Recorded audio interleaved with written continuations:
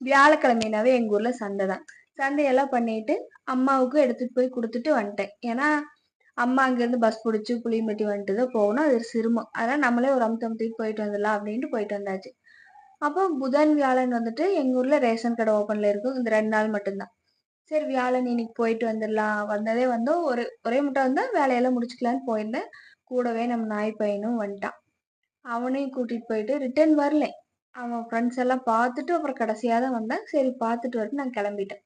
வீட்டுக்கு போனதுமே அம்மா இருந்துட்டு மரத்துல இருந்து அந்த கோதுமை குலவையோட கூடு வந்து அன்னைக்கு கீழே விழுந்துருந்துச்சு. அதை நாங்க சொல்லியிருந்தோம். அப்புறம் அப்பா வந்துட்டு டீசல் 1 லிட்டர் டீசல் வாங்கிட்டு வந்து ஊத்தி கொளுத்தி விட்டுருந்துச்சு ஊர்ல இருந்து வந்தப்போ அப்படின்னு சொல்லிச்சு. போய் பார்க்கலான்னு போய் பார்த்தேங்கன்னா அதுல அதோட குஞ்சுகள்லாம் அந்த கூட்டுல இருந்திருக்கும்ல, அது இறந்துருச்சு. இருந்த பூச்சிகள் எல்லாமே இறந்துருச்சு.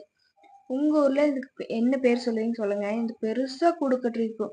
இந்த 12 லிட்டர் குடம் அளவுக்கு இருந்துச்சு. அந்த சின்ன குடம் இருக்கும் பாத்தீங்களா? பெரிய குடத்திலேயே ஒரு நடுத்தரமான ஒரு சைஸ்ல இருக்கும்ல 12 லிட்டர்.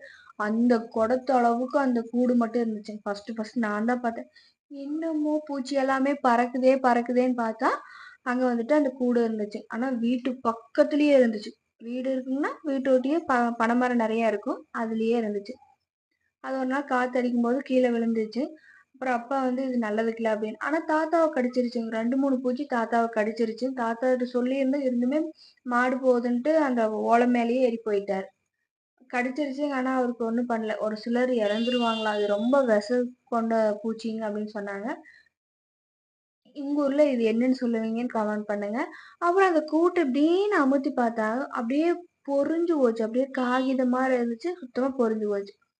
அப்ப அது பார்த்துட்டு பக்கத்துல பார்த்தோம் அந்த கூடு மாரியே இருந்துச்சு. சரின்னு போய் பார்க்கலான்னு ஒரு நிமிஷம் பயமாவும் இருந்துச்சு. என்ன பண்றது? சரி போய் பார்க்கலாம். இருந்தா 1, 2வது பறக்கும்ல அப்படின்னு பறக்கலை. சின்ன கூடா தான் இருந்துச்சு. அப்புறம் அது போய் நசுக்கி பார்த்தேன். அப்படியே நொறுங்கி போயிடுச்சு. இது நீங்க தொட்டு பார்த்துருக்கீங்களான்னு சொல்லி கமெண்ட் பண்ணுங்க. Thank you.